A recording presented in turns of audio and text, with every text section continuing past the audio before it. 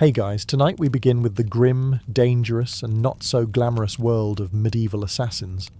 Those shadowy figures who crept through castle halls and darkened alleys to change history with a blade and a whisper.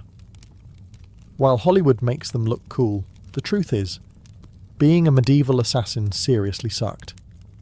So before you get comfortable, take a moment to like the video and subscribe, but only if you genuinely enjoy what I do here. And let me know in the comments where you're tuning in from and what time it is for you. It's always fascinating to see who's joining us from around the world. Now, dim the lights, maybe turn on a fan for that soft background hum, and let's ease into tonight's journey together. Let's be clear, no one in medieval times woke up and said, "You know what? I'd like to stab a nobleman in the throat for 12 silver coins and the honour of hiding in a barrel for 3 days." Becoming an assassin wasn't a career path. It was more like a last stop on the life went horribly wrong train. Most medieval assassins weren't mysterious loners trained in mountaintop temples. They were desperate peasants, disgraced soldiers, ex-thieves with decent aim, or people so far off society's radar they could kill a man and still not be noticed in the census. If you were well off, you didn't become an assassin. You hired one. If you had a title, land, or even a goat to your name, you were in management. But if you'd just escaped debtor's prison, had a reputation for solving problems, and could sneak into a tavern without being seen, congratulations. Someone, somewhere, was about to slide a coin purse across the table and whisper a name, and that name wasn't a fun one. You weren't asked to take out Bob the Quiet Turnip Farmer. It was usually a corrupt baron, a bishop with too much gold, or someone with 12 bodyguards and a moat. The pay? Tempting. The job? Horrifying. But by the time someone considered it, they had nothing left to lose. No family, no future, and definitely no dental plan. Plus, let's not forget the absolute lack of job perks. No pension, no glory, no evenings off. You couldn't exactly hang up a shingle that said, "Quiet eliminations by appointment." You just had to stay quiet, move fast, and never ever tell anyone what you did for a living, especially not loudly over ale at the inn. "Oh yeah, I'm a travelling carpet seller. The stains? Die." So yes, nobody dreamed of being a medieval assassin. They landed there because the world chewed them up and spat them out wearing a hood and holding a rusty dagger. You weren't the hero. You weren't even the villain. You were the footnote that made everyone nervous, and probably didn't live to enjoy the coin. Let's burst the first myth wide open. Medieval assassins didn't train under candlelight in some hidden monastery, with wise mentors and inspirational flute music in the background. There was no montage, no teacher, no pep talk. If you learned anything, it was by not dying the first few times you tried. Most assassins weren't trained professionals. They were desperate amateurs with a decent sense of direction and the ability to climb quietly without sneezing. If you had military experience, great. That meant you knew how to hold a knife properly. If not, well, stabbing someone is fairly intuitive, but escaping afterward with both kidneys still intact, that takes skill. Or luck. Usually just luck. There were no manuals, no guild orientation meetings, no safety briefings. You didn't get taught how to spot a body double or where nobles keep their bedroom exits. You figured it out while hanging from a windowsill wondering if you just crept into the servants' quarters again. Poison? That was trial and error, with heavy emphasis on error. Sometimes it worked. Sometimes your target just got mildly dizzy and more suspicious of his soup. Sometimes you drank the wrong cup. There was no medieval poison control hotline. Just hope, herbal guesswork, and a strong stomach. Sure, if you were lucky, and I mean lottery lucky, you might have picked up some skills from thieves or mercenaries. Maybe an older assassin showed you how to walk without squeaking on cobblestones. But mentoring wasn't standard. It was rare and short-lived, because assassins don't retire, they disappear. Weapons training? Forget it. You weren't carrying a broadsword. You had a dagger you stole off a guard, maybe a garrote if you were feeling fancy, and whatever else fit under your cloak without jingling.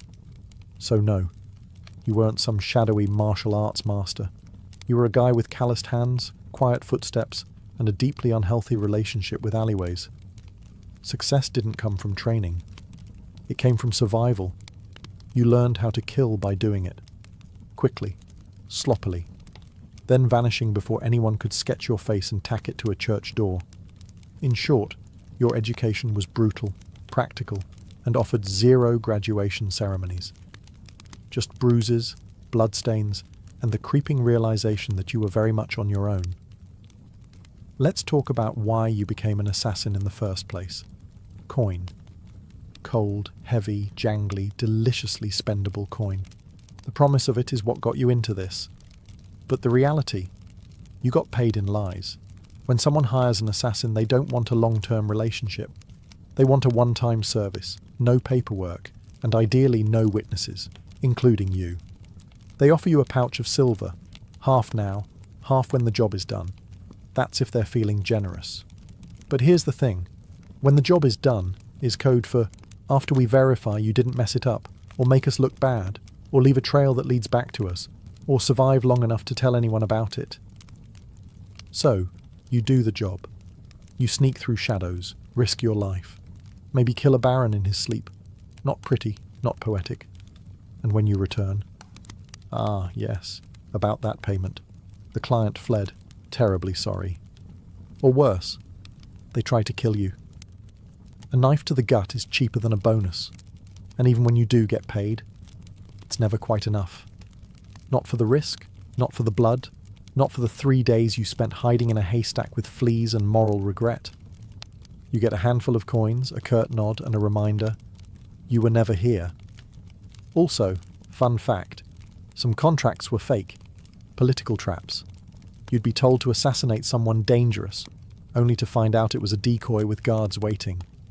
Congratulations, you just walked into a sting operation with your name already carved on the gallows. And even when the deal was real, you couldn't exactly go to court and file a complaint. Your Honour, I'd like to sue Lord Edmund for breach of assassin contract. The only court you'd see was the one where you were the exhibit, so you learned to take what you could, demand payment up front, and trust absolutely no one. Not even the greasy little scribe who swore this job would change your life. It did, mostly by shortening it. Being an assassin meant living on broken promises and vanishing before they broke you. So you've taken the job. You've been lied to about the pay. You're probably going to die. Now let's talk gear. Forget the fantasy novels and sneaky video games. There were no retractable wrist blades, smoke bombs, enchanted daggers, or crossbows that folded neatly into your boot. Your toolkit consisted of whatever you could steal, sharpen, or hide beneath a tattered cloak without clanking.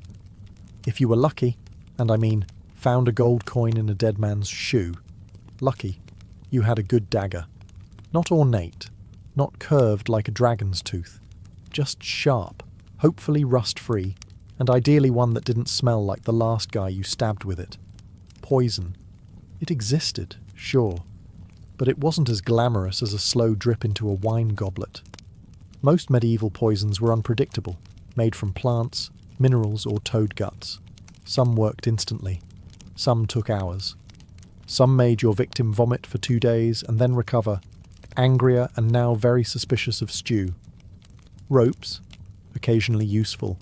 You could strangle, climb, or tie something up with one, but you'd better know how to use it fast, because nothing kills the mood like trying to wrestle someone while muttering, "Wait, which knot goes under again?" Bows. Effective, yes, if you had one, knew how to shoot it, and weren't trying to smuggle it through a palace disguised as a flower arranger. Most assassinations were up close and personal. No time for elegant marksmanship. Just quick, quiet, and hopefully not messy enough to slip in. And you didn't get backups. If your blade bent, broke, or fell down a well, time to improvise. Slate roof tile? Maybe. Rusty nail? Worth a shot. Shoe buckle with intent? Desperate times. You carried your tools hidden in hems, boots, or inside hollowed-out bread if needed, and you kept them close. not for safety, but because in this line of work, your weapon was your best friend, your boss, and your only retirement plan. There were no upgrades, no tinkering with gear between missions. You didn't polish your kit. You prayed it didn't betray you mid-strike. Because in the end, it wasn't the weapon that did the killing. It was you. Alone, poorly equipped, and expected to perform miracles with a spoon and a prayer. Assassins weren't hired to take out random drunks in back alleys. No one paid you to stab Jeff, the sleepy candle maker. Your targets were important. Nobles, bishops, military officers, sometimes even royalty. And those people, they were very hard to kill. First, there were the guards, not one or two, dozens. Armed, armoured, and well-fed. Some guarded the front, some the back. Some just stood there looking intimidating, daring you to blink wrong. You'd spend days memorising patrol patterns, door creaks, and exactly how many stairs it took before the knight with asthma needed a breather. Second, there were walls. Castles didn't have front porches. They had gatehouses, murder holes, and moats full of things that bite. If you didn't fall into the water, you still had to worry about arrow slits and boiling oil. Yes, boiling oil. Your job description included may get flambéed for peeking. Third, there were the servants and staff, the cooks, scribes, and stable boys. One wrong look from you, and they'd be whispering to the guard captain faster than you could say, "I'm just the herbalist." Assassins weren't just fighting swords, they were fighting gossip. And medieval gossip travels at light speed, if it means someone gets to keep their head. And finally, your actual target? Paranoid. Rightfully so. These people were surrounded by backstabbers, relatives with claims to their titles, and 36 people pretending to like them. They didn't eat without a tester. They didn't sleep without 3 locks on the door. Some even slept in decoy beds or rotated rooms like a deadly version of musical chairs. And don't get excited if you hear they're attending a feast. Yes, they'll be drunk, but so will you. And you'll still have to get past the royal guards, 3 dogs, a very alert jester, and 50 witnesses holding tankards. Even getting close to your target could take weeks, posing as a servant, bribing a chambermaid, hiding in barrels. And when the moment finally came, you had one shot. One precise, perfect, non-squeaky, non-bloody, ghost vanish in the night moment. Or you'd become the next public deterrent, swinging from the castle gate with a sign that read, "Nice try." Let's be honest. When you picture a medieval assassin, you probably imagine sleek black robes, leather braces, maybe a mysterious hood billowing in the moonlight. Reality? You looked like a sick goat herder with something to hide. Disguises in the Middle Ages weren't exactly high fashion. You didn't have custom-tailored cloaks or retractable armour. You had whatever you could scavenge. Peasant rags, a monk's robe 2 sizes too big, or the remains of a guard uniform that definitely still smelled like its previous owner. The goal was to blend in, but blending in meant looking like everyone else who hadn't bathed in 2 weeks, limped from old injuries, and had a nervous twitch from malnutrition. You didn't look suspicious because of your cloak. You looked suspicious because you kept adjusting your belt to hide a dagger wrapped in cheesecloth. And forget masks. There were no Guy Fawkes options. Most face coverings just made you look like a leper, which was great for avoiding conversation, but terrible for entering parties. If anyone asked who you were, you had to think fast. "I'm Brother Tobias. I take care of silent prayer and rooftop maintenance." Even assuming you made it past the guards, noble households weren't full of idiots. Servants noticed unfamiliar faces, especially ones that fumbled chamber pots and couldn't name the cook's cat. You were always one, "I've never seen you before," away from being clubbed with a candlestick. And if your disguise did work, congratulations. You now had to stay in character for hours while pretending not to notice all the very stab-worthy people wandering by. Also, wigs. They didn't exist.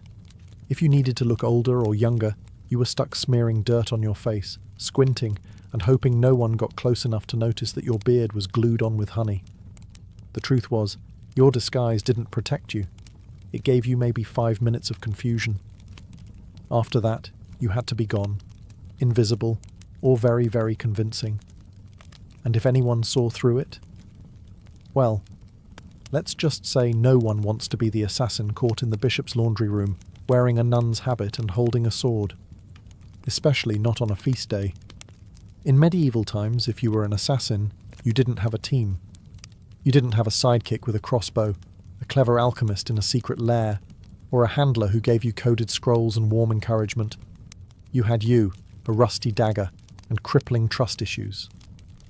There were no guilds, at least not ones you could actually count on, and if there were whispers of a brotherhood of assassins, it was mostly tavern talk, fueled by mead and boredom. You were more likely to meet a ghost than another professional killer who wanted to network. Why the isolation? Because in your business, the fewer people who knew you existed, the longer you lived. Every contact was a risk, every loose tongue a potential noose. Even your client might not know your real name.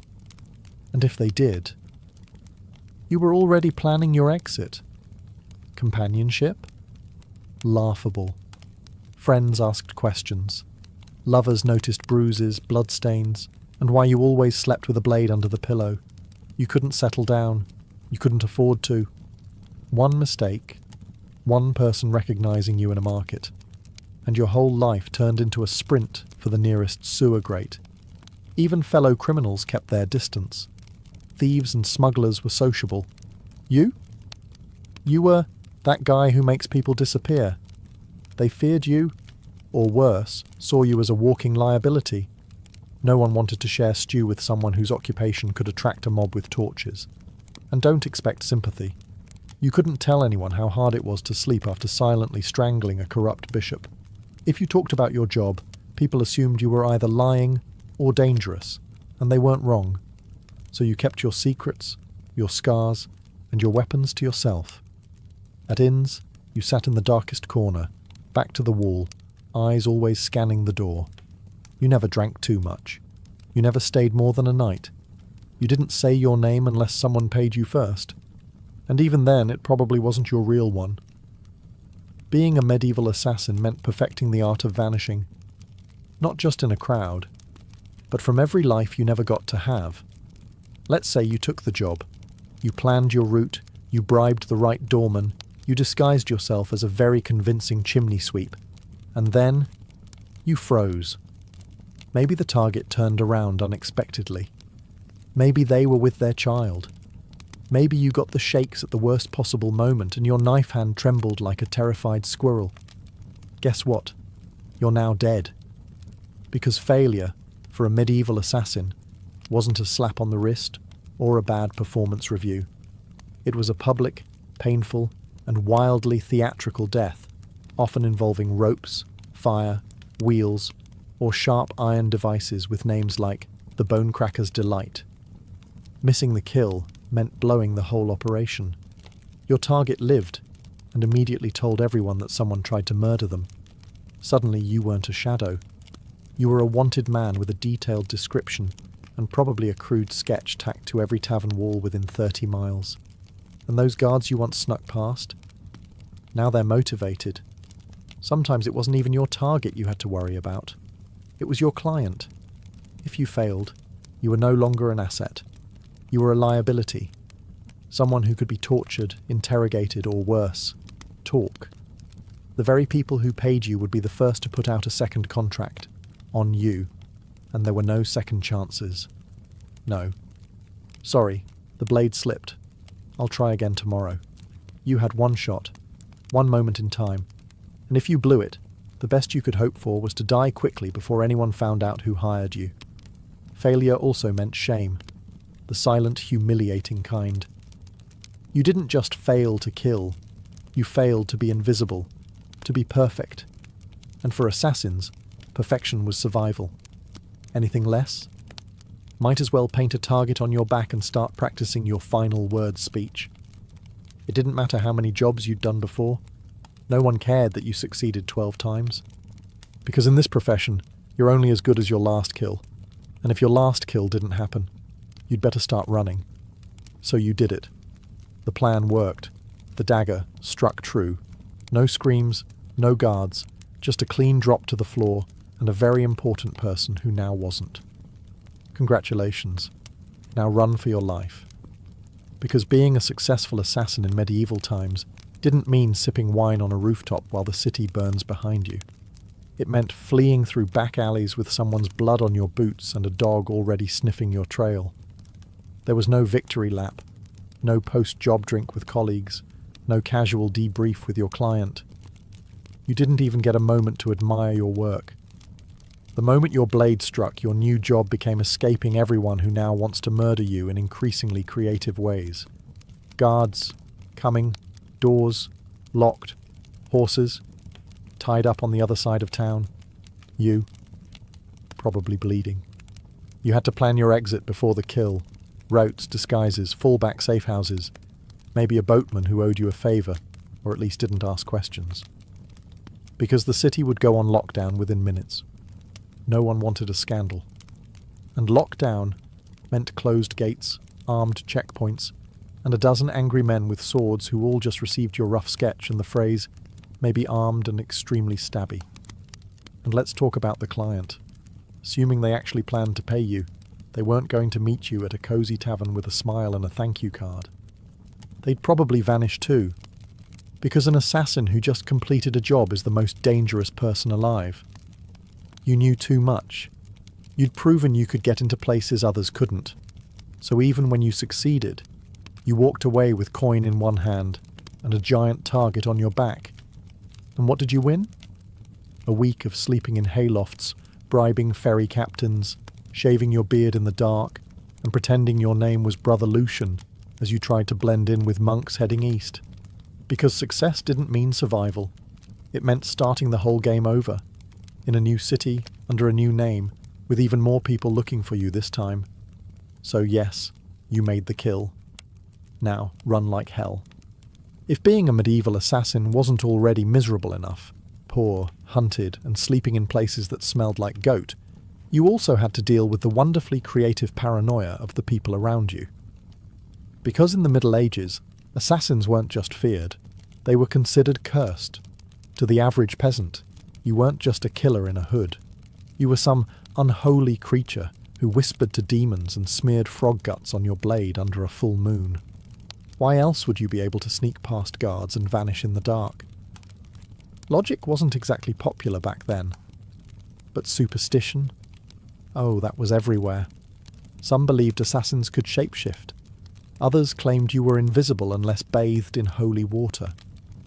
One popular tale suggested assassins made pacts with forest spirits and could breathe death through walls. Imagine walking through a village and hearing a woman mutter, "Don't make eye contact, he might hex the baby." Even your tools were suspect. Carrying a dagger, clearly it was forged in a cursed forge. Using poison, that wasn't chemistry, that was witchcraft, and you probably stirred it with a severed toe under a blood moon. You'd think this fear might help you. After all, people avoided you, right? But the reality was worse. Superstitious mobs don't hesitate. They don't ask questions. They throw stones, set fires, and shout things like, "Burn him before he calls lightning." Your reputation made people overreact. The second someone died unexpectedly, illness, accident, choking on a chicken bone, someone would whisper, "Maybe it was a shadow man. Maybe it was him." You could be hunted just for existing in the same village as a suspicious death. That meant you had to keep moving. Always. Stay too long, and suddenly a priest is ringing a bell while 5 angry farmers hold pitchforks like they've been waiting for this moment their entire lives. And heaven help you if you were caught with anything remotely weird. Dried herbs, strange coins, or even a foreign accent. That's all it took for someone to shout "sorcerer" and light a torch. In a world that believed monsters wore human faces, being too quiet, too clever, or too fast made you a threat. And in medieval logic, threats had to die, quickly, and preferably on fire. Poison, the assassin's weapon of elegance. A quiet kill, no mess, no screaming, no steel on bone, just a sip, a stagger, a sigh. And done. That's the theory. In practice, poisoning someone in the Middle Ages was like trying to win a bar fight with herbal tea and a bad attitude. First off, poisons weren't reliable. You didn't have access to purified cyanide or a neat little pill labelled fast-acting doom. You had plants, mushrooms, minerals, maybe the occasional toad. You had to gather, grind and pray. And even then, it might just give the target a stomachache and a renewed commitment to his anti-assassin guard team. There was no scientific measurement. You didn't dose precisely. You eyeballed it. A pinch too little, and the noble just vomits and cancels dinner. A pinch too much, and you die from exposure before the first course is served. Also, medieval kitchens were chaotic. You couldn't just waltz in and season the soup with nightshade. You had to bribe or impersonate a cook, sneak in while no one was watching, or, worst of all, try to poison a meal that would go through 3 tasters and a dog. Yes, a dog. And if your victim was a noble, they didn't just eat food, they treated it like a military operation. Meals were tasted, blessed, and sniffed by everyone from the steward to the jester. By the time the food hit their plate, it had passed through more security than a royal wedding. Even assuming you did it, you slipped in the poison, it wasn't detected, and the target actually ate it. The next part was wildly unpredictable. Some poisons took hours. Some took days. 1 minute your mark is laughing at a joke, the next he's clutching his stomach and demanding to see his astrologer. And if they survived, guess who they'd blame? Not the cook, not the taster. You, the quiet man with the herbal knowledge and twitchy eyes. So poisoning wasn't efficient. It was risky, slow, and full of variables, none of them in your favour. And if you were caught, you didn't get a quick death. You got interrogated, with tools, until you confessed to poisoning everyone from the Duke to the dog. You'd think that if you successfully changed the course of history by removing a tyrant, sabotaging a royal bloodline, or silencing a political threat, someone would remember your name. Nope. You were an assassin. That meant your name was never meant to be remembered. At best, you were a rumour. Some hooded figure, a foreigner with cold eyes, or the quiet man who never finished his ale.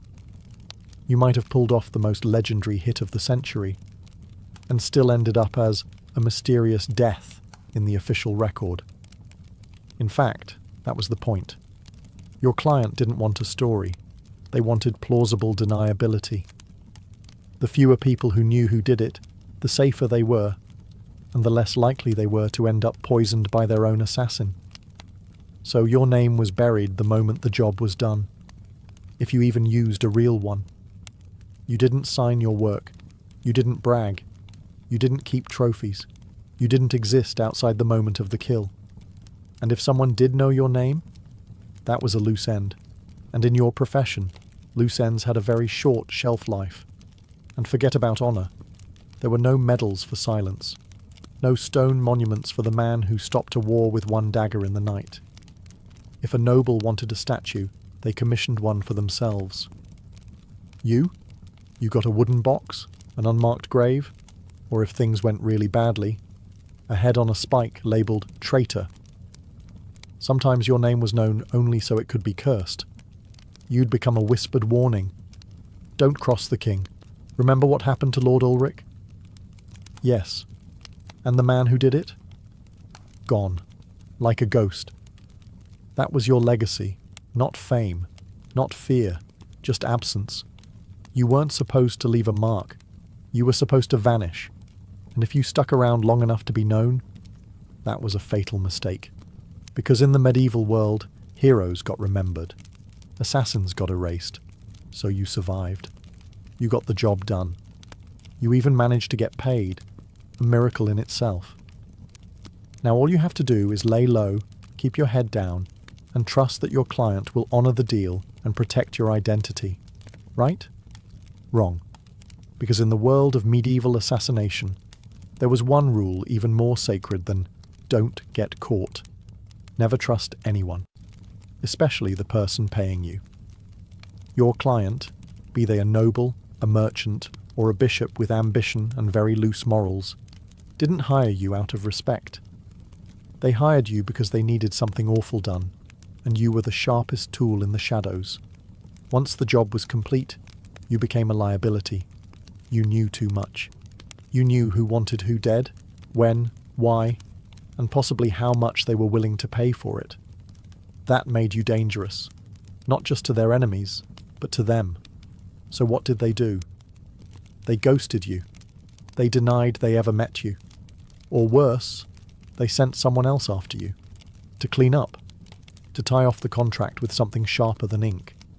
There were even cases where clients double-booked, hiring one assassin to do the job and another to kill the first one immediately after. No refunds, just reduced risk.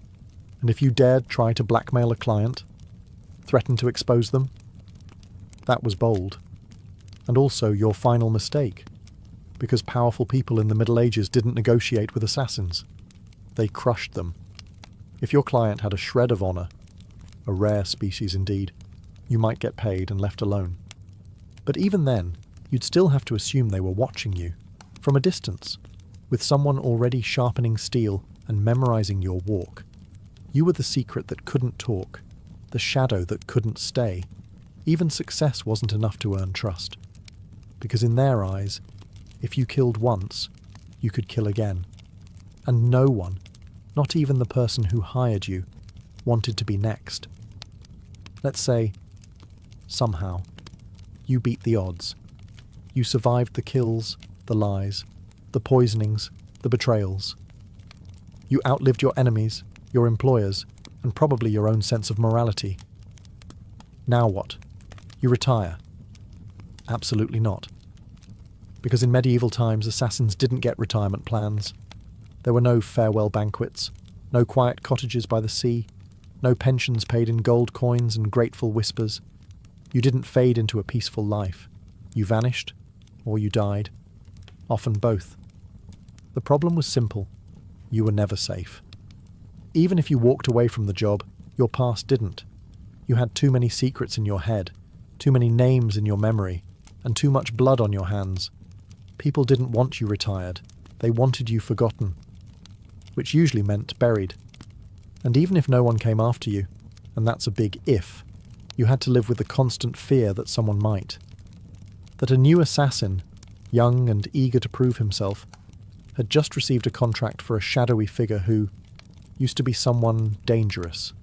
So you changed your name. Again. You moved to a village where no one asked questions. You faked a limp, sold herbs, pretended you once worked as a guard. But even then, you didn't sleep well. You avoided crowds. You always sat facing the door. You kept your dagger under the floorboard, next to the pouch of coins you never touched, because it still smelled like the man you earned it from, and you couldn't trust yourself either. Years of silent killings and quick escapes did something to your brain. Every knock on the door made you flinch. Every stranger on the road might recognize you. You stopped dreaming. Because dreaming was dangerous. You couldn't love. You couldn't relax. You couldn't laugh too loud. You lived like a ghost pretending to be a man. The truth was, there was no endgame for a medieval assassin. Just a slow, cold fade into obscurity, always moving, always watching, until one day you slipped into the dark and no one noticed. And maybe that was the best you could hope for. By now you've probably figured it out. Being a medieval assassin wasn't darkly romantic. It wasn't noble. It wasn't even all that profitable. It was a grim, thankless, short-lived career, wrapped in blood-stained linen and followed by a crowd of people who wanted you dead. You wouldn't last. Not a week. Maybe not even a day. Because you'd start with the wrong assumptions. That you'd be sleek, in control, a whisper in the dark. But what you'd really be is cold, hungry, and one bad guess away from the noose. You'd slip into town, cloak pulled tight, ready for action, only to discover that your target moved locations, The guards are drunk but trigger-happy, and the stable boy you paid for information just sold you out for a mug of ale and a piece of bread. You'd freeze at the wrong time, stab the wrong guy, get spotted by someone's maid who once saw your face near the chapel, and suddenly you're not a shadow, you're the problem. Then what? You run. But you're not used to medieval terrain. The mud, the uneven cobblestones, the absolutely insane number of loose chickens in the street. You slip, fall, get tackled by a guard named Thomas, who just got dumped and is looking for an outlet. And let's say you survive that. Then you deal with the aftermath. No allies, no honour, and no future. Just whispers, suspicion, and the growing realisation that even if you succeed, the best you can hope for is to die old and alone, hiding behind a false name in a village that still believes in fairies. So no, you wouldn't last. And frankly, you shouldn't try. Because the assassin's life wasn't cool. It was a cruel machine that chewed people up and spat out nothing but shadows. It offered power without peace, and purpose without a place in the world. You didn't make history. You erased yourself from it. And the only thing waiting for you at the end was silence. A silence no one would question. Because no one even remembered you were there in the first place. Before she was the feared Queen of Macedonia, Olympias was known as Myrtale, a Molossian princess from the rugged tribal lands of Epirus. Her people claimed descent from Achilles himself, and whether or not the blood of heroes truly ran in her veins, one thing was certain. This was not a woman born for the sidelines of history. From a young age, Myrtle was steeped in mystery and ritual. Her upbringing was shaped not just by politics, but by prophecy, ecstatic rites, and a reverence for the ancient gods. She wasn't the type of princess who smiled and embroidered tapestries.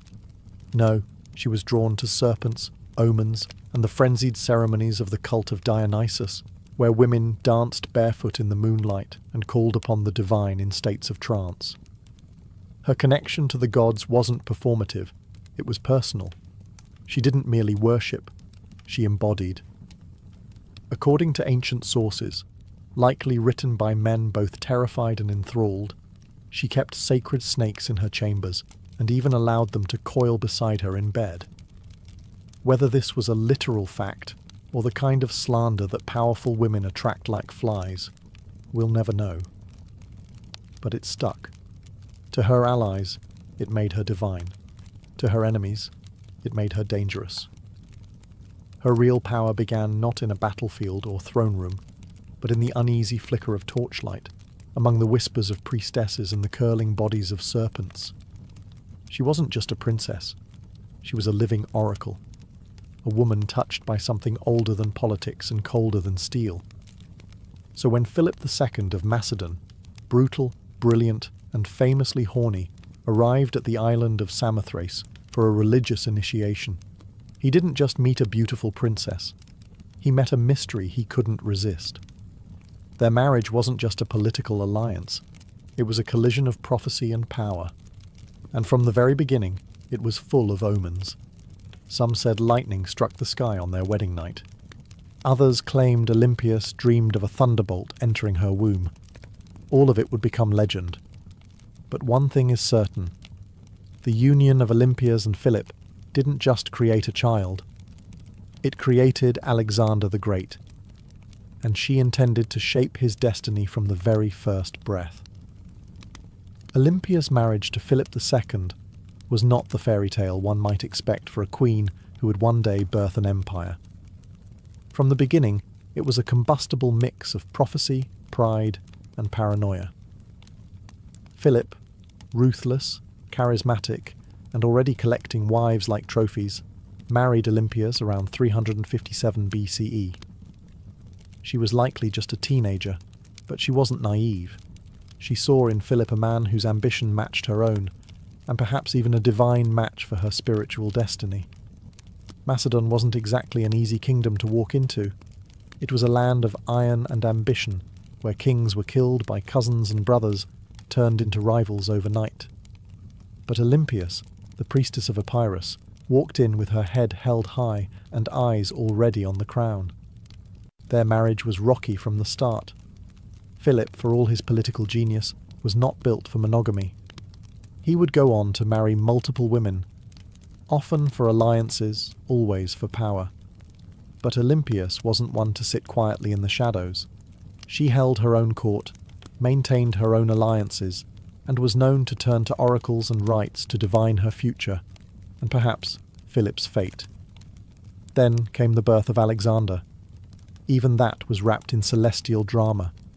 Legends say Olympias dreamed that a thunderbolt struck her womb, and that flames danced around her child without burning him. Philip reportedly had a vision of sealing his wife's womb with a lion. Yes, a literal lion. Whether they believed these visions or invented them, they certainly acted as if Alexander was destined to rule not just a kingdom, but the world. But even as the child was celebrated, cracks in the royal marriage deepened. Olympias resented Philip's other wives, especially his Macedonian bride Cleopatra Eurydice, whom he married later in life. This was more than a domestic issue. It was a threat. Cleopatra was Macedonian-born, and any son she bore would be purer in the eyes of the local nobility. A direct threat to Alexander's future. Olympias saw it clearly. The palace wasn't just a home, it was a battlefield, and she would use every snake, dream, ritual, and whisper she had to make sure her son wasn't just remembered, but crowned. She was no longer Myrtle. She was Olympias now, and no one would take her son's throne without facing her wrath. By the time Alexander was a teenager, the Macedonian palace in Pella had become a war zone of veiled insults, political maneuvering, and bitter rivalries. Olympias wasn't just fighting for influence, she was fighting for survival. She knew that the court was filled with snakes, but she was the one who taught them how to bite. Philip II had begun to distance himself from her. He was campaigning more, drinking more, and, perhaps worst of all, listening more to his Macedonian advisors. The final blow came when he married a young noblewoman named Cleopatra Eurydice, not to be confused with the Cleopatra of Egypt. This Cleopatra was Macedonian-born, and her uncle Attalus was one of Philip's top generals. To Olympias, it wasn't just betrayal, it was a declaration of war. The marriage ceremony was a disaster. At the feast, Attalus drunkenly mocked Olympias and Alexander, calling into question the legitimacy of Alexander's birth. Was he really Philip's son? Or was he the child of a god, as Olympias liked to claim? It was meant as an insult, but Olympias seized the myth. Let them whisper. Let them believe her son was touched by Zeus. It made him untouchable. Alexander stormed out of the feast. Olympias left Macedon entirely, retreating to Epirus. But her exile was not defeat. It was strategy. In her homeland, she was still royalty. She could gather support, whisper in ears, and watch as Philip's palace began to rot from within. She didn't need to be physically present to be dangerous. Then came the shockwave. Philip was assassinated at his daughter's wedding, just as he was about to invade Persia, just as he was on the verge of crowning himself not just king of Macedon, but potential emperor of the known world. The question that echoed through every marble corridor and torchlit hall was the same. Who did it? Was it Pausanias, the jilted bodyguard who carried out the act? Was it the result of court intrigue? Was it Alexander himself? Or, whisper it softly, was it Olympias? No one could prove it. No one dared. But many believed it. After all, within days, Cleopatra Eurydice and her newborn child were dead. Murdered, some say, by Olympias herself. The serpent had returned to the palace. And now, nothing stood between her son and the throne. With Philip dead and Macedon in mourning, or confusion, Olympias made her move. While others scrambled to understand the chaos, she acted, swiftly, brutally, decisively.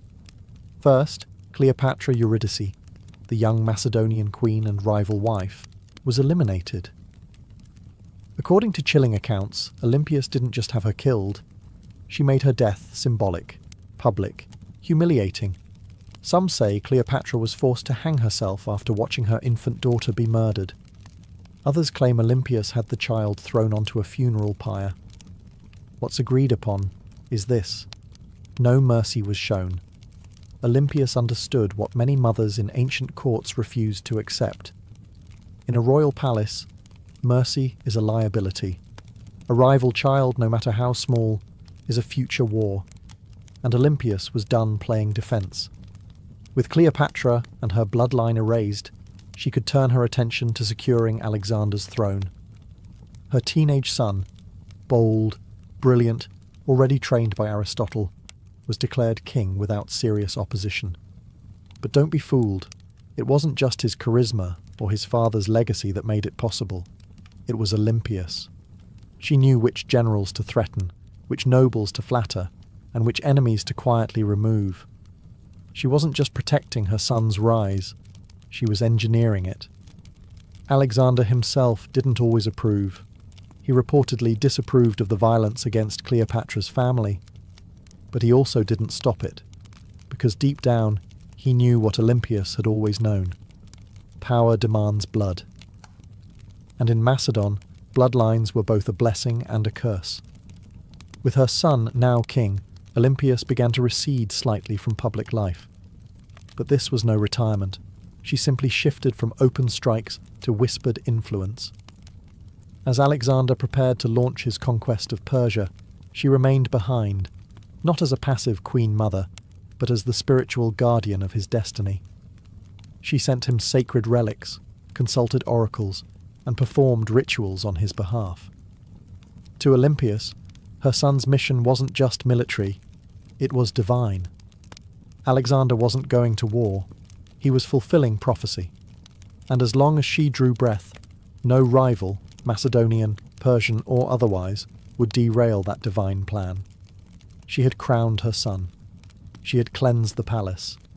Now she would guard his empire. From behind the curtain, with teeth bared.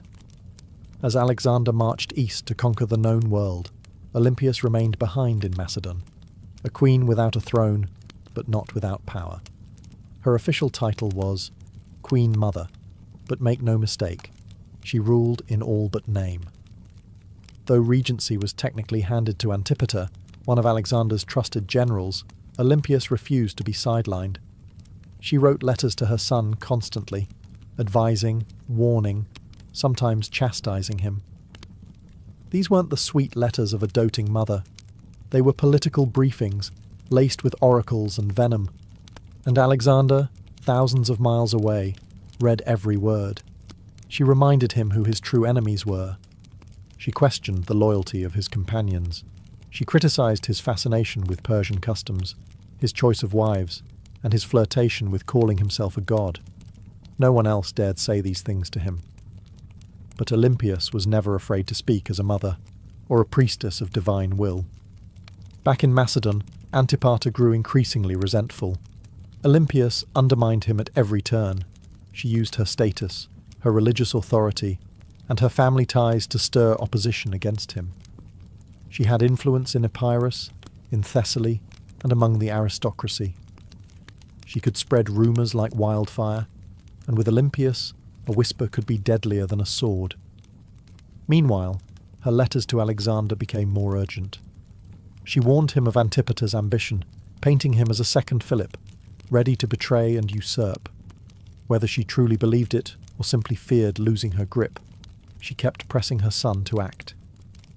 Alexander, however, hesitated. He needed Antipater to keep order in Greece while he fought in Asia. And so, the rift between mother and general widened. Olympias watched. She waited. But beneath her religious robes and maternal concern, she was growing impatient. She hadn't endured years of palace warfare to be ruled over by an old soldier. As Alexander's empire stretched from the Aegean to India, Olympias saw cracks forming. He was taking on too much, trusting too many foreign advisors, and drifting away from the mother and the gods that made him. She believed his victories came from divine favour, and from her. And if he forgot that, well, Olympias knew how to remind kings who they really were, even if that king was her own son. When news of Alexander's death in Babylon reached Macedon in 323 BCE, it didn't arrive like a trumpet. It arrived like a dagger. For Olympias, it wasn't just the loss of a son. It was the collapse of a world she had spent decades building. Her boy, the divine storm she had prophesied, raised, unleashed, was gone.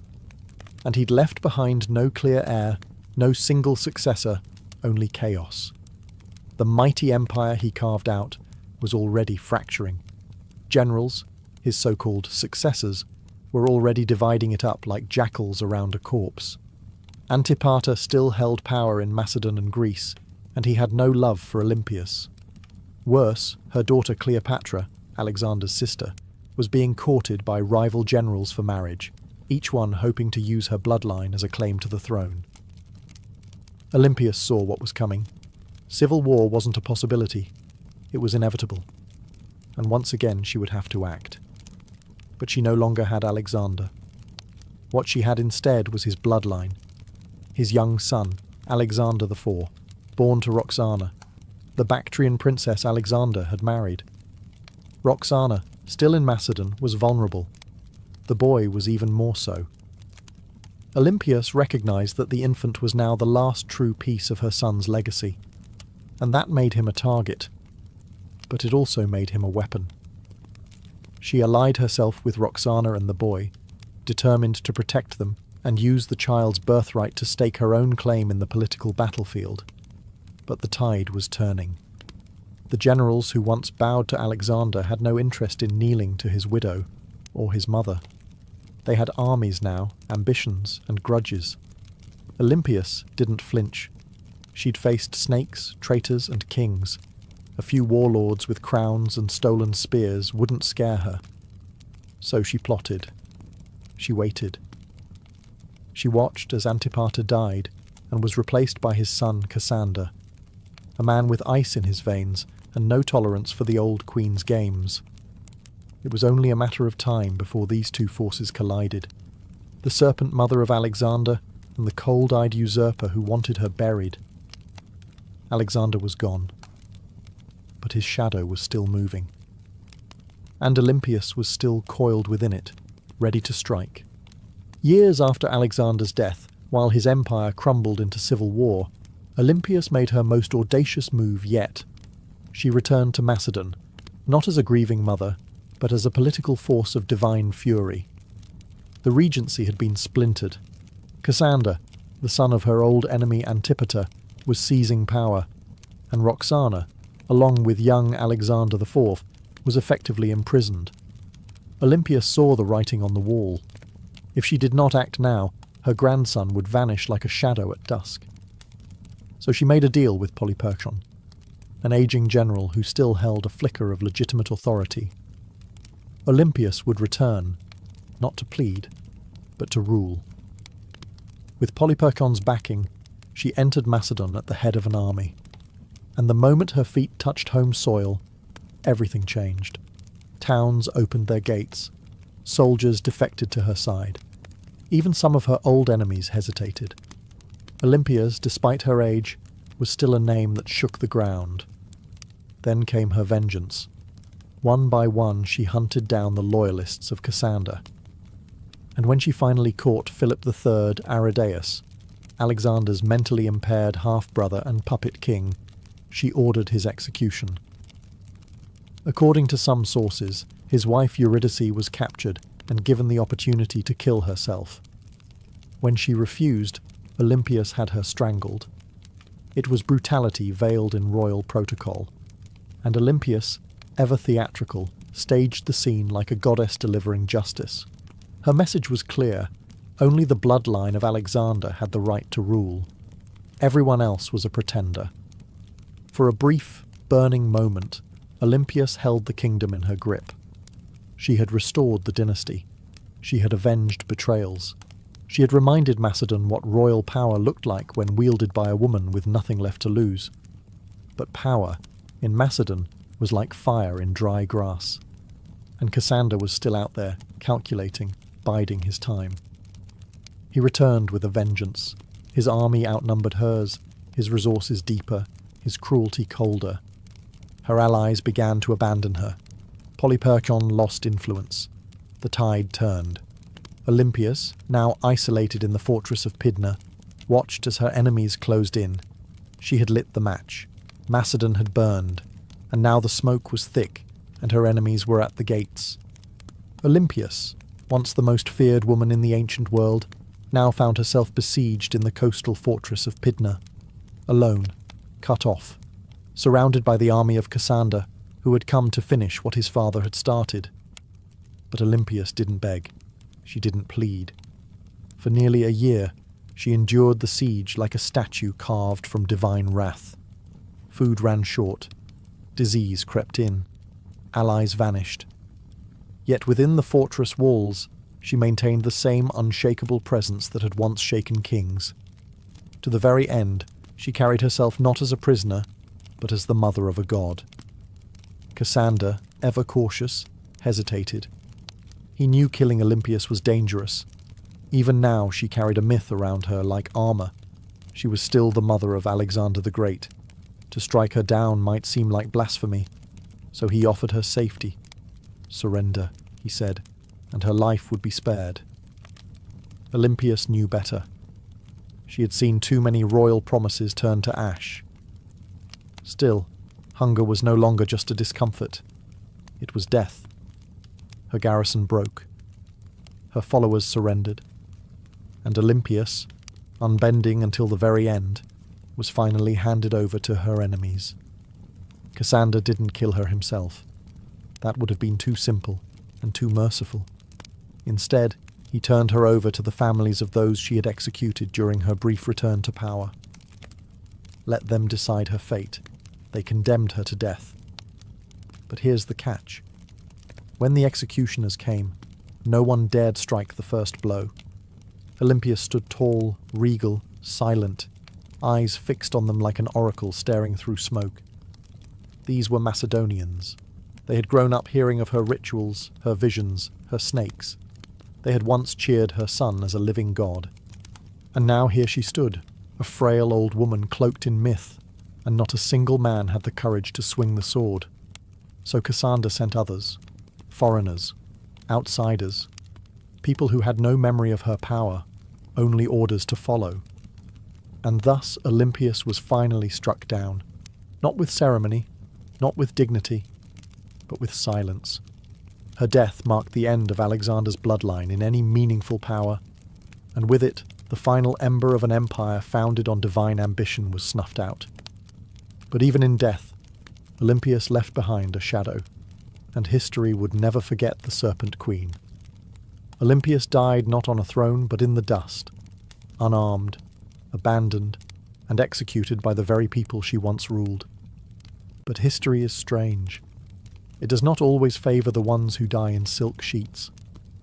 Sometimes it remembers those who went down hissing. And Olympias was never meant for quiet history. In life, she had wielded motherhood like a sword and prophecy like a shield. She wasn't just the mother of Alexander the Great. She was one of the architects of his rise. Without her, there is no myth of the divine child. No rituals whispering of thunderbolts and lions. No ruthless purging of rivals that cleared the path for a teenage king to rule the known world. Olympias didn't just give birth to an empire, she defended it with claws. Yet even among the ancient world's most ruthless dynasts, Olympias stands apart. She didn't command armies in the field like Cleopatra, or ride into battle like Boudicca. Her battlefield was subtler and colder. It was a world of poison goblets, political marriages, priestesses, and oracles. She understood the power of fear, and even more importantly, she understood the power of belief. She made people believe her son was divine, and she may have believed it herself. Her enemies branded her a murderer, a witch, a manipulator, and they weren't wrong. Olympias was all those things, and more. She was the product of a brutal world that respected cunning far more than kindness, and she learned early that mercy was a luxury queens couldn't afford. In the centuries that followed, she was both vilified and mythologized. Some called her a villain, others a visionary. But no historian, ancient or modern, could call her irrelevant. She haunted the legacy of Alexander like a phantom, always in the background, always just behind the curtain, and maybe that's exactly where she belonged. Not as a tragic mother or a footnote in a king's story, but as a story unto herself. The woman who wrapped herself in prophecy, slept beside snakes, and outlived gods. Olympia's bones turned to dust long ago, but her legend endures. In every tale of ruthless queens, in every whisper of blood-born destiny, in every empire built on myth, she is still there, coiled in the dark, waiting. On the sun-bleached island of Crete, just a few miles south of the modern city of Heraklion, lies a ruin that feels more like a dream than a real place. Stone corridors snake in all directions, rooms twist and double back, staircases lead nowhere. It's easy to lose your sense of direction even today. This place is Knossos, the heart of Minoan civilization, and the supposed inspiration for one of the most enduring myths in human history, the Labyrinth of the Minotaur. But before there was a legend, there was a palace unlike any other. Built around 1900 BCE and expanded over centuries, Knossos wasn't just a royal residence, it was an entire city under one roof. Covering nearly 150,000 square feet, it featured over 1,000 rooms, light wells, storage magazines, shrines, workshops, and what may have been the first flushing toilets in history. It had running water, multi-story apartments, and an intricate system of air circulation. This wasn't a primitive fortress. It was an architectural masterpiece. To modern archaeologists, Knossos looks like organized chaos. To ancient visitors, it probably felt like magic. The man who brought Knossos into modern awareness was British archaeologist Arthur Evans. In the early 1900s, Evans excavated the site and quickly became convinced that this was the origin of the Greek labyrinth myth. The layout was disorienting, the architecture deeply symbolic, and everywhere he turned, he found motifs of bulls, painted on walls, carved into stone, or sculpted into tiny golden charms. The bull, after all, was sacred to the Minoans. Evans even went so far as to name the civilization after the mythic king Minos. Whether Minos was real or not, his legend became inseparable from the ruins. But here's the twist. No one's found a literal labyrinth. No underground maze, no prison chambers, no half-man monster. What we have instead is something far more mysterious. A city designed in loops, wings and layers, deliberately difficult to navigate. And the deeper you go, the more the lines between history and mythology blur. So the question remains, was the Minotaur born from these walls, or was the palace itself the monster? Knossos may not give up its answers easily, but it's very good at making us ask the right questions. The myth is as famous as the ruin. A monstrous half-man, half-bull, trapped in a labyrinth so complex that no one who entered ever found their way out. Only Theseus, the Athenian hero, managed to kill the beast and escape, thanks to a ball of thread and the cunning of Princess Ariadne. But where did this story come from? And why a labyrinth? The earliest versions of the myth speak of King Minos, the powerful ruler of Crete, who demanded tribute from Athens in the form of 7 boys and 7 girls each year. These unfortunate souls were fed to the Minotaur, a creature born from divine punishment and shame. The Minotaur, locked in an underground maze, symbolized the dark underbelly of power, something savage hidden behind grandeur. To ancient Greeks, Crete had long been a land of wealth, mystery, and fear. Its seafaring people, the Minoans, were seen as both elegant and alien. Their rituals involved bull leaping, their artwork depicted strange gods, and their palaces were unlike anything on the mainland. To a visiting Greek from 1000 BCE, Knossos might have felt like another world. The bull itself was sacred in Minoan culture. Frescoes show young men and women vaulting over charging bulls in ritual displays. Horns of consecration, stylized bull horns, appear on rooftops and altars. Combine this with a palace that feels like a maze, and the ingredients for a legend begin to stir. But what if the Minotaur wasn't just a monster? What if it was a metaphor? Some scholars believe the tale reflects a memory of Cretan dominance over the Aegean, a time when Athens truly did pay tribute to a stronger, stranger power. The labyrinth could symbolize the political entrapment of weaker states, and the Minotaur, the raw, terrifying force behind Minoan rule. Others argue it's more psychological, the labyrinth as the unconscious mind, the Minotaur as our hidden urges, and Theseus, the hero, walking bravely into the darkness, guided only by the thread of memory. Still, the myth remains tangled with Knossos. The palace is the closest thing we've ever found to a real labyrinth. No monster, no Ariadne. But perhaps something deeper. Not just a myth echoing through history, but a history that was asking to become myth. Long before Athens raised its marble temples or Sparta sharpened its spears, there was the Minoan civilization, one of the earliest advanced societies in Europe. They ruled not through conquest, but through trade, art, and what seems like an almost supernatural command of architecture. At the heart of their power stood Knossos, a palace that wasn't just a seat of royalty, it was a hub of culture, ritual, and economy. The Minoans flourished from around 2600 to 1400 BCE. Based on Crete, they developed a sprawling trade network that reached Egypt, Mesopotamia, the Levant, and even the distant shores of Spain. Their ships cut through the Mediterranean like silent arrows, ferrying pottery, saffron, bronze, and luxury goods. They didn't build vast armies. They built relationships, and that, more than weapons, made them rich. What's most striking about Minoan culture is how different it was from their later Greek successors. Their artwork celebrated nature, animals, and flowing human movement, not war or divine punishment. Frescoes show dancers, dolphins, and athletes vaulting over bulls. Even their goddesses are different. Powerful, bare-breasted figures often holding snakes, symbols of fertility, transformation, or protection. At the centre of it all was Knossos, not a fortress on a hill, but a complex in a fertile valley.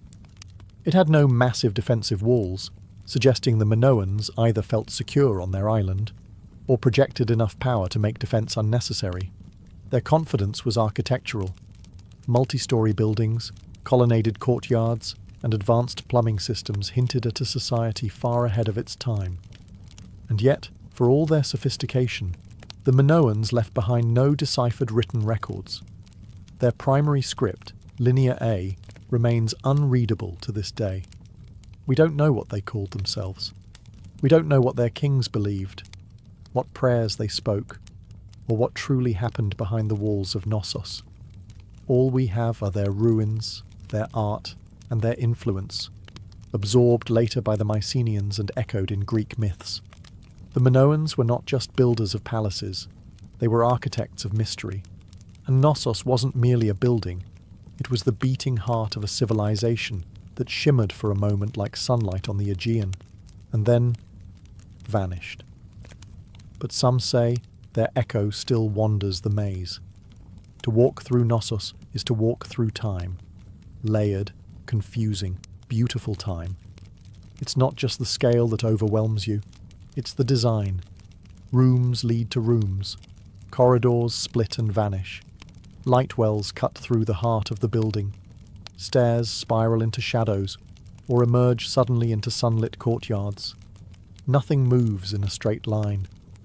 It's not hard to see why ancient visitors might have whispered, "Labyrinth." Knossos wasn't just a palace, it was a living organism. Spanning an estimated 150,000 square feet, the complex contained over 1,000 chambers, some tiny, some grand. These weren't randomly placed rooms. They were purpose-built. Workshops, storage spaces, shrines, apartments, and throne rooms, all arranged around a large central courtyard that may have hosted public ceremonies or bull-leaping rituals. The palace was built on multiple levels, up to 4 or 5 stories tall in places, using natural slopes and artificial terraces. To navigate it without getting lost, you'd need memory, instinct, or a thread like Theseus. And yet, this apparent chaos hides a remarkable intelligence. The Minoans mastered passive ventilation, cooling rooms through air shafts and open stairwells. They funneled rainwater through clay pipes and had toilets that flushed long before Rome made it fashionable. One of the most iconic areas is the so-called throne room, named for the alabaster chair built into the wall, flanked by benches.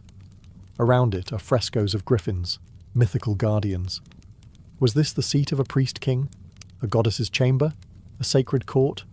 No one knows for certain. And the walls, they speak in colour.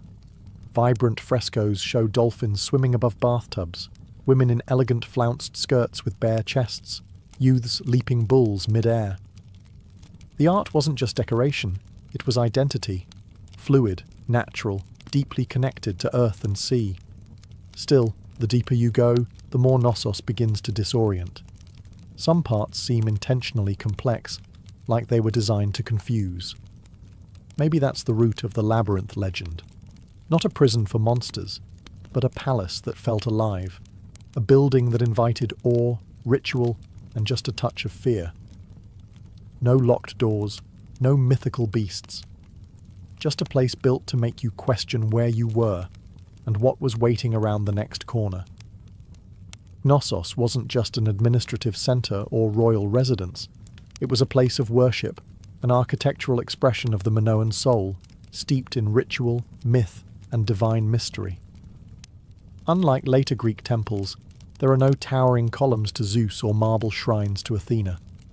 Instead, the spiritual world of Knossos is more subtle, woven into the fabric of the building itself. Shrines hide in corners. Pillars rise like sacred sentinels. Horns, stylized, carved, symbolic, appear on rooftops and altars. Everywhere you look, the bull motif dominates, suggesting a powerful connection between worship, the natural world, and this revered animal. The Minoans didn't seem to fear the bull. They celebrated it. The famous bull-leaping fresco in Knossos isn't just athletic art. It may depict a religious rite. Young men and women vaulting over a charging bull, locked in a dance of danger and grace. It wasn't sport. It was sacred theatre, possibly an offering to the gods, or a symbolic triumph over chaos. Then, there are the snake goddesses. Discovered in storerooms beneath the palace, the snake goddess figurines are among the most iconic Minoan artifacts.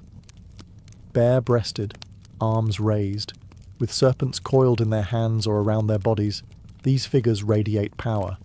They are not submissive idols.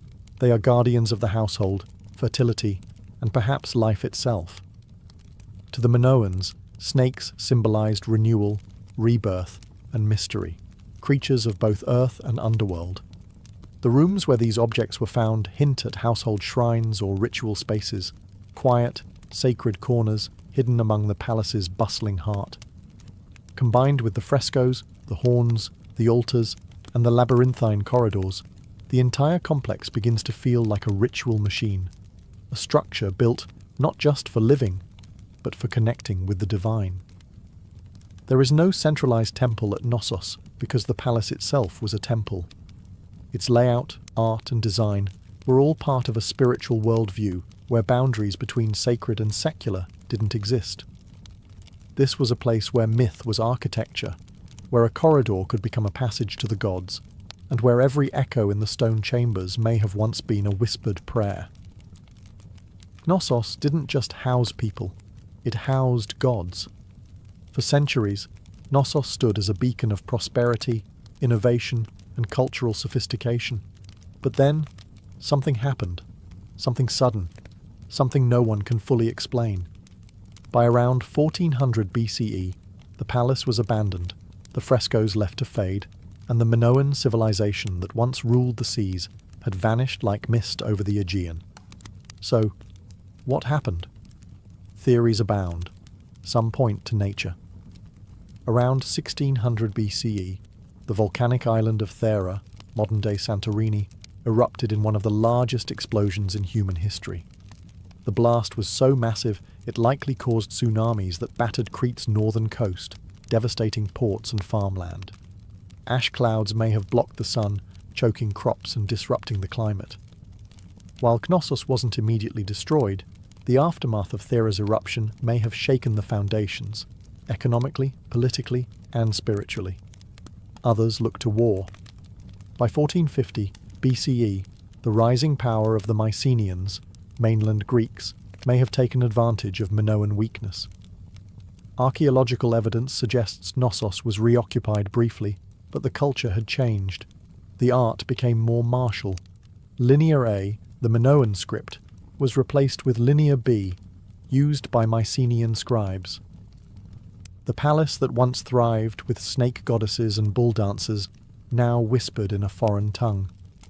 Some scholars believe the Mycenaeans didn't invade in a single conquest, but gradually absorbed the island, first through trade, then influence, and finally rule. Others argue that internal collapse, a civil uprising, political instability, or the failure of the elite may have contributed just as much. What's striking, though, is how little violence is evident in the ruins. There are no charred skeletons, no signs of mass slaughter. Knossos didn't fall with a scream.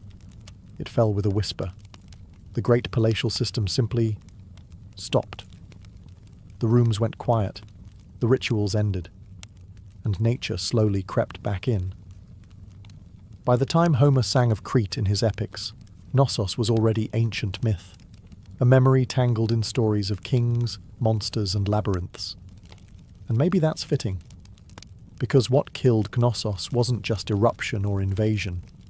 It was time, and the way all great things, no matter how beautiful, eventually vanish beneath the weight of new empires. But the bones remain, and if you listen closely, the maze still hums beneath the earth. For thousands of years, Knossos lay buried beneath the Cretan soil, just another mound of stone lost to time. Its name forgotten, its myths distorted, its walls swallowed by olive groves and dust. That is, until one man decided to chase a legend. His name was Sir Arthur Evans, and he didn't just rediscover Knossos, he reimagined it. In 1900, Evans, a British archaeologist with a flair for drama and a deep love for Homeric myth, purchased the land that covered the ancient ruins. Local farmers had been finding strange seals and artifacts, clues that something enormous lay beneath their feet. Evans dug in. What he found would change the history of the Aegean forever.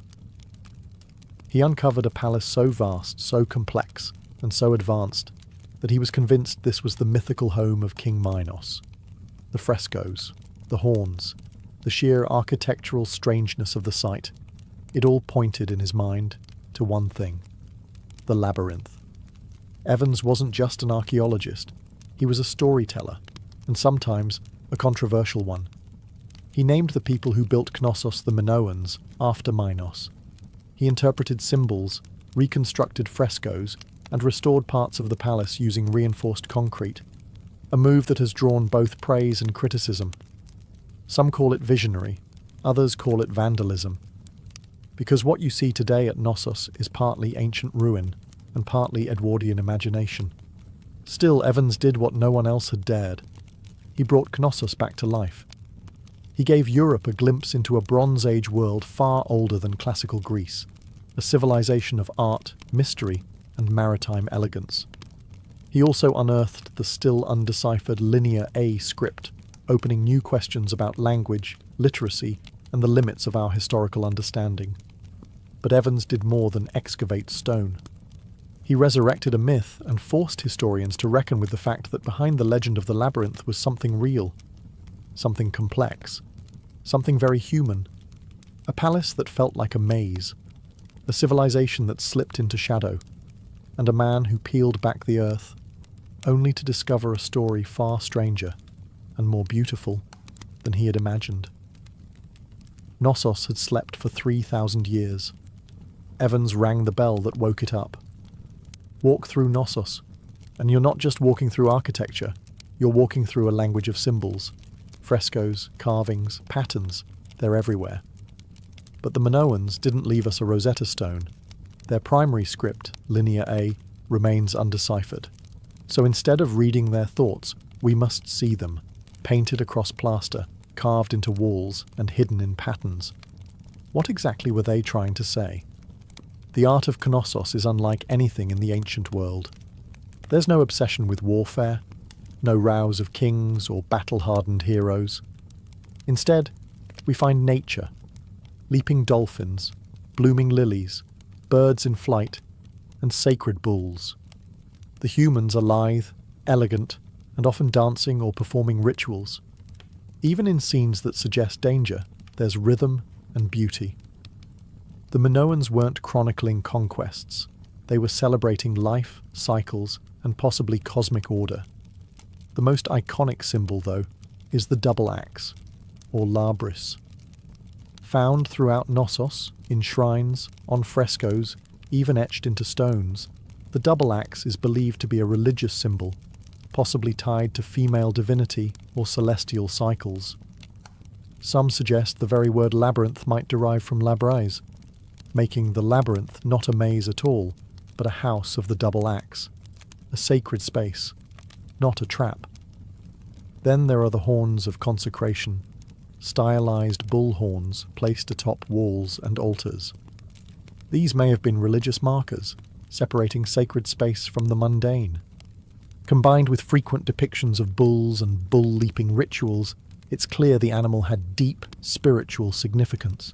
Whether it represented nature, fertility, chaos, or a divine presence, no one agrees. But the bull is everywhere.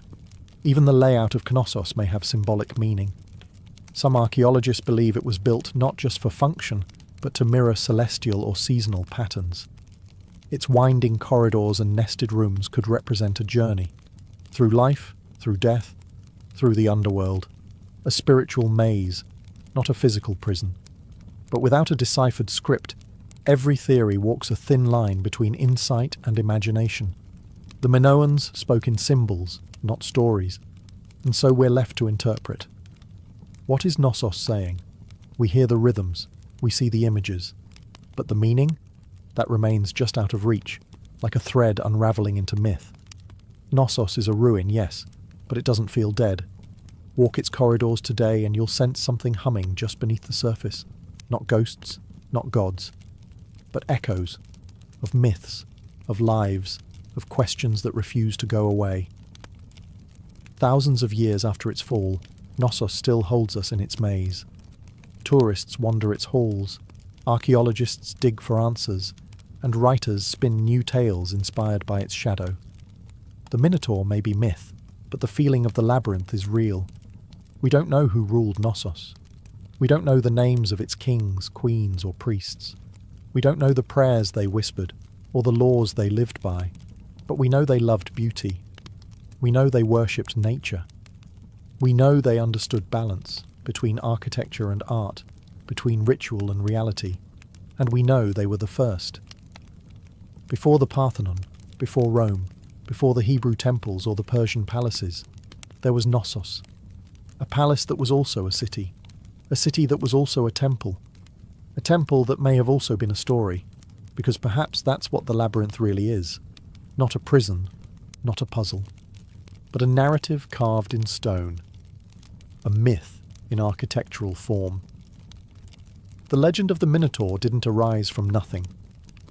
It came from this place, from the confusion of its corridors, the reverence of its bull rituals, and the awe it inspired in generations who tried to make sense of it. The Greeks turned it into a story, we turned it into archaeology, but at its core, Knossos has always been both. Today, we can walk its ruins in broad daylight.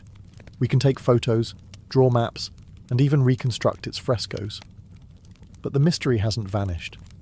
The line between fact and legend still shimmers, like heat over stone.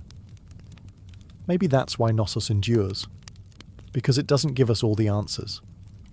It reminds us that sometimes history isn't meant to be solved, it's meant to be felt. And Knossos, ancient, tangled, half-remembered, isn't just a place on a map. It's a question, one that leads us deeper with every step. And like Theseus, we're all still following the thread. Ancient engineers knew exactly what they were doing. The earliest rams were handheld. Teams of soldiers simply lifted a tree trunk and smashed it against enemy defences like frenzied lumberjacks. But over time, the battering ram evolved. Engineers realised that mounting the ram inside a wheeled frame, often with a roof to protect the crew from arrows and boiling oil, turned it from a tool into a weapon of terror. The Assyrians, masters of siege warfare, turned rams into psychological weapons. Their siege towers combined rams with archer platforms, meaning a city's gates were being destroyed, while defenders were under constant fire. Relief carvings from Nineveh show rams with pointed iron tips, rolling up to the gates of rebellious cities like slow-moving gods of destruction. And it wasn't just the front door they were smashing. Rams were often used to breach weak points in walls, batter down watchtowers, or collapse gatehouses entirely. Their presence meant one thing: surrender, or watch your defences crumble like stale bread. The Greeks refined them, the Romans perfected them. Roman engineers built massive rams called ares, Latin for ram, suspended with chains or ropes inside enormous siege shelters. Some were so big they needed dozens of men to operate, and the rhythm of their swinging beam was said to sound like thunder rolling across stone. And yet, for all their brute force, battering rams required serious teamwork. Operators had to keep the ram swinging in sync, while also defending it from burning missiles, stones, and all manner of foul substances hurled from above. A stalled ram was a dead ram. Still, when a battering ram got going, really going, it was unstoppable. Wooden muscle versus human masonry. It was ancient physics, weaponized, and it was only the beginning of how engineers would make walls weep. If the battering ram was the brute, the catapult was the tactician. Where rams smashed close up, catapults attacked from a distance, launching not just stones, but psychological dread. They were the first real artillery pieces in military history, and they revolutionized siege warfare by weaponizing physics in ways that felt almost magical to the enemy. The earliest catapults emerged from the Greek world around the 4th century BCE, a product of brilliant minds who wanted to add range and momentum to warfare. Dionysius I of Syracuse, a tyrant with a taste for cutting-edge violence, commissioned the first torsion-powered catapults, devices that used twisted bundles of sinew or hair as tension springs. These weren't slingshots for giants. They were precise instruments of siege terror. The genius lay in their mechanics. Engineers figured out that by twisting ropes tightly, often made from animal sinew, they could store enormous amounts of potential energy. When released, this force could hurl stones, javelins, or even flaming projectiles hundreds of meters. The two main types evolved quickly: the ballista, which launched massive bolts like a giant crossbow, and the stone-throwing catapult, which lobbed boulders over walls or directly at fortifications. Then came the Roman engineers, who never met a Greek idea they couldn't improve. They built catapults that could be broken down, packed onto carts, and reassembled on site, portable siege engines for professional armies. Some Roman catapults could fire 60-pound stones at incredible speeds, capable of tearing through wooden gates, battlements, and occasionally unlucky soldiers. Catapults weren't just about destruction. They were about spectacle. Ancient generals used them to send messages, sometimes literally. Corpses were launched over walls to spread disease and fear. Severed heads were lobbed into besieged cities to shatter morale. In one chilling case, diseased bodies were fired into enemy territory as an early form of biological warfare. But catapults had their flaws. They were heavy, required skilled crews, and could be rendered useless by bad terrain. Still, when set up properly, they could batter a city into submission from a safe distance. And for the first time in history, cities realized their thick stone walls didn't just need to withstand a ram, they had to survive the skies. Because now, destruction came flying. If the catapult was clever, the trebuchet was majestic. Towering, creaking, and terrifying, it was the undisputed king of medieval siege warfare. When one appeared on the battlefield, it wasn't just a weapon, it was a statement. It said, "Your walls mean nothing." Unlike its tension-powered cousins, the trebuchet relied on gravity. At its core was a simple principle: a long swinging arm mounted on a sturdy frame, with a heavy counterweight on one end and a sling on the other.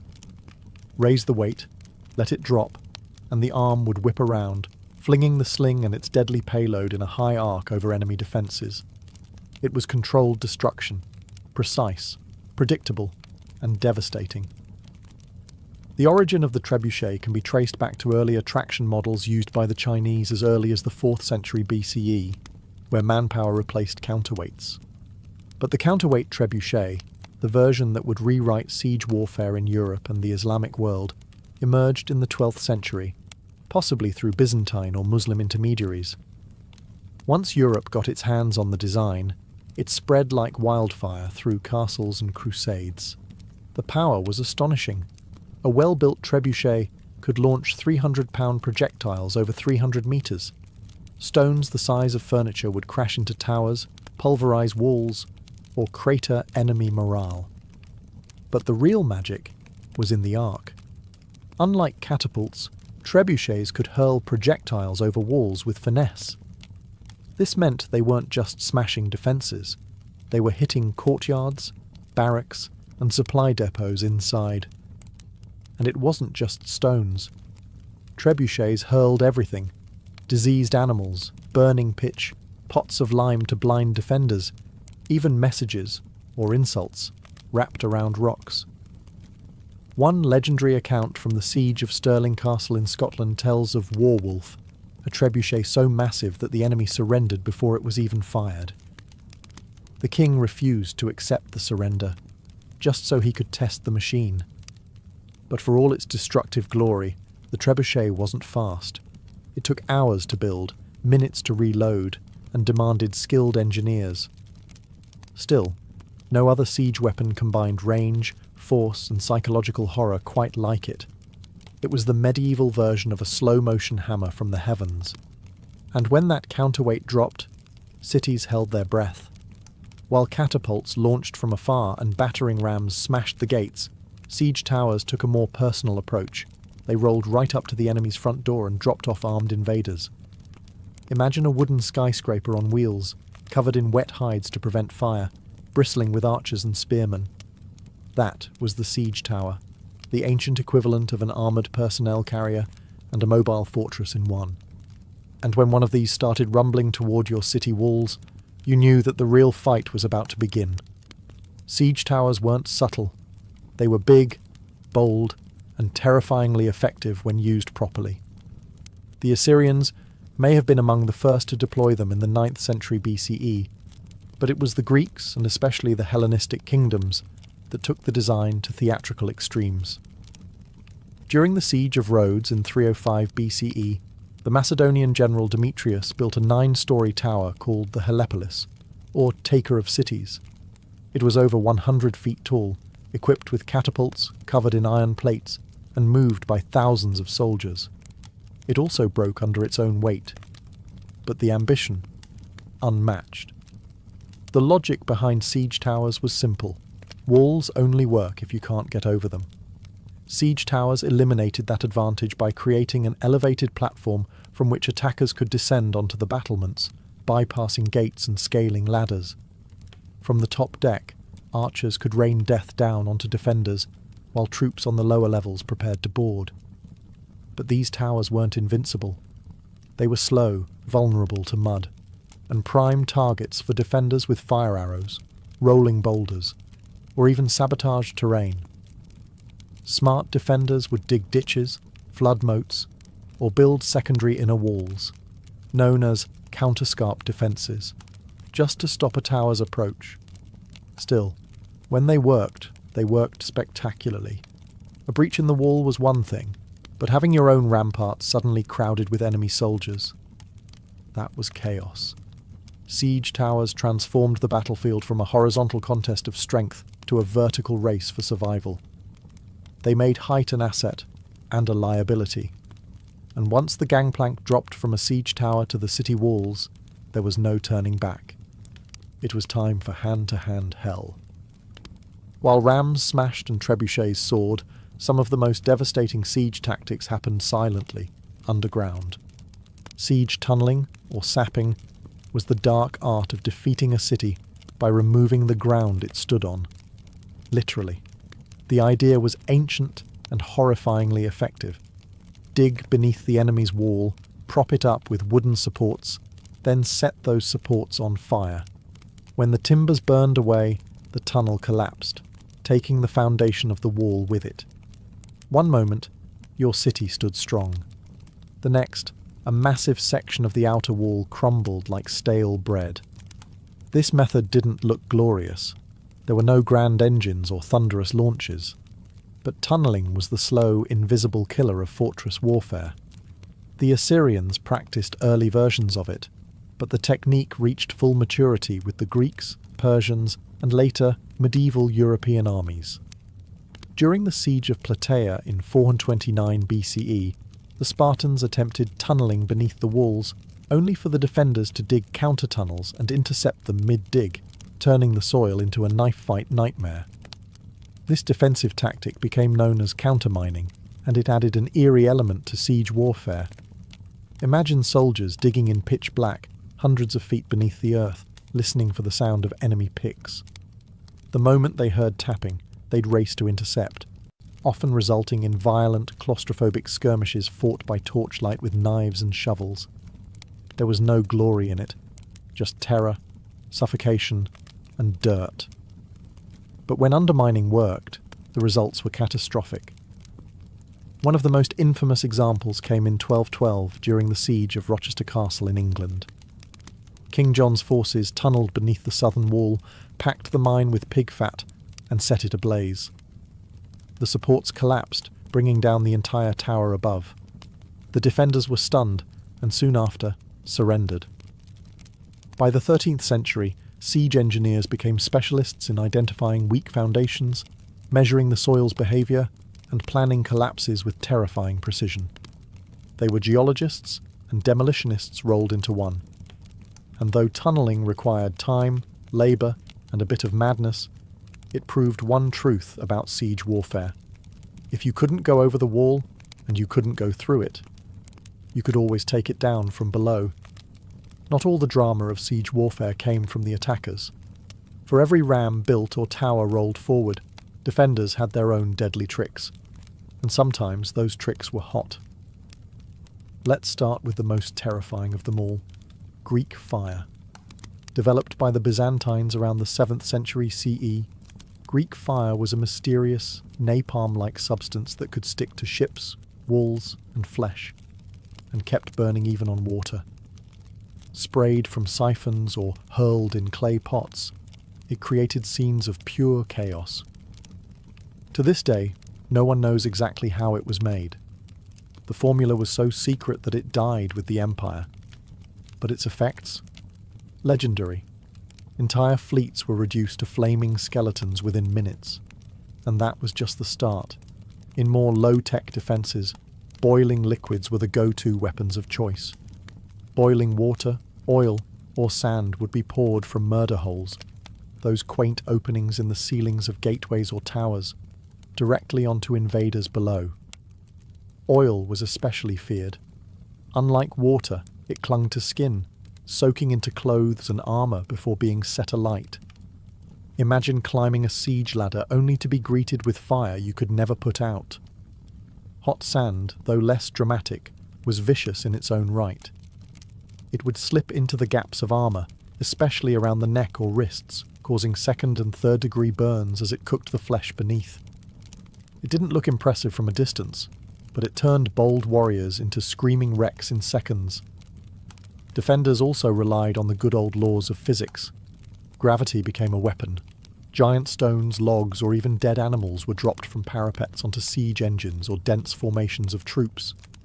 The goal wasn't just to kill, it was to break the machines and morale at once. And then there were traps.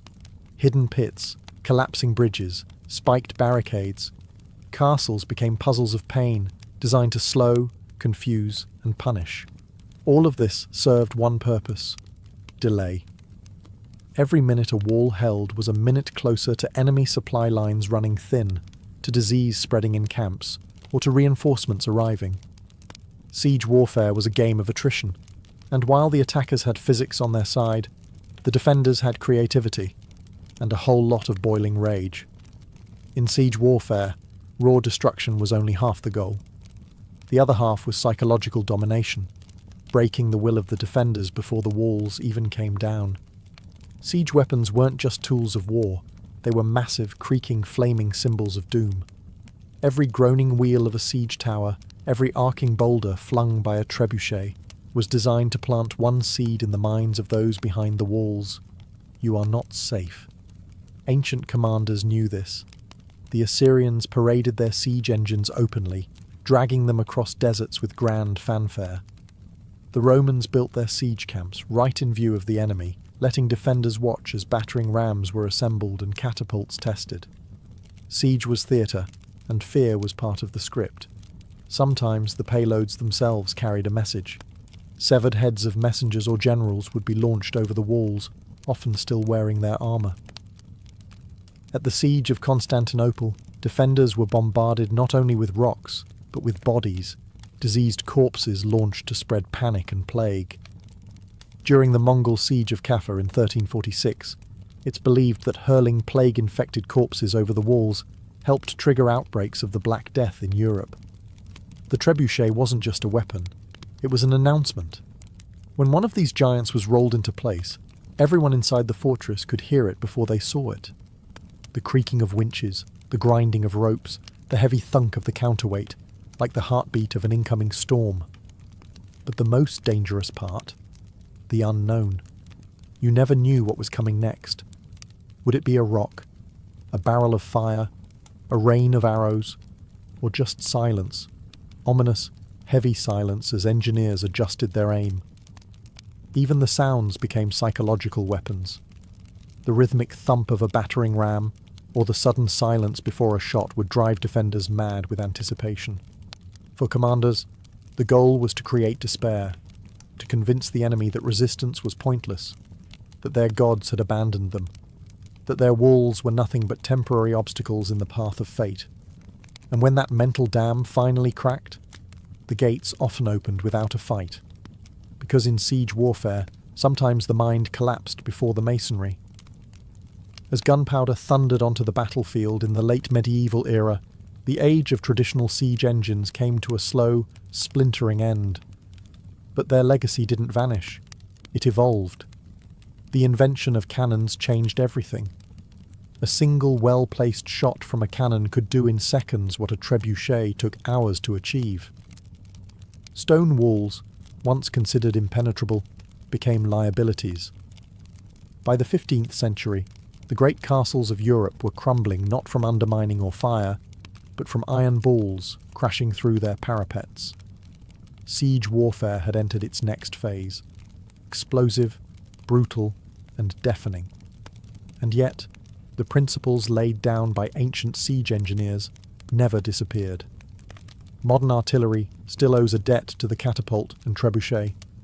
Every ballistic missile and long-range howitzer is just a high-tech descendant of the same question.